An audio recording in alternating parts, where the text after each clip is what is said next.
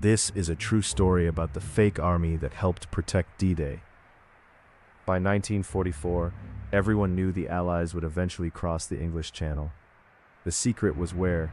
Normandy was the real target, but Pas-de-Calais was the obvious one. It was closer to England, heavily watched, and exactly where German commanders expected the main blow might fall. So the Allies did not just hide Normandy, they fed the enemy a better story. Operation Fortitude was part of the larger deception plan called Bodyguard. Imperial War Museums describes Fortitude as having two major pieces. Fortitude North was meant to suggest an attack on Norway. Fortitude South was meant to convince Germany that the major invasion would come near Pas-de-Calais. The centerpiece was the 1st United States Army Group, or FUSAG. It sounded real. It looked real from a distance. It had radio traffic, it had decoy equipment, it had dummy landing craft and inflatable tanks. Most important, it had General George S. Patton, the American commander German officers respected and feared.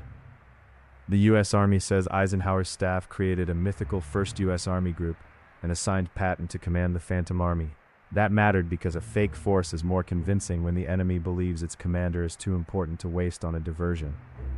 Fortitude worked by reinforcing what German intelligence already wanted to believe. If reconnaissance saw activity in southeast England, that fit the Pas-de-Calais story. If agents reported Patton was there, that fit the story. If radio analysts heard the chatter of a large formation, that fit the story. Good deception does not invent a world from nothing. It builds a road for the enemy to walk down willingly. On June 6, 1944, Allied troops landed in Normandy. The deception did not end that day. The fear of a second larger landing helped keep German attention and forces tied to the Pas-de-Calais threat after the real invasion had begun. There is one important correction. This FUSAG deception is often blurred together with the later Ghost Army, the 23rd Headquarters Special Troops.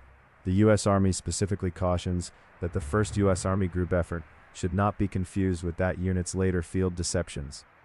Operation Fortitude was quieter and wider. It was planners, signals, double agents, dummy equipment, and a story aimed at the top of the German command structure. The beaches of Normandy were won by real soldiers, but before they landed, a fake army helped pull German eyes toward the wrong shore.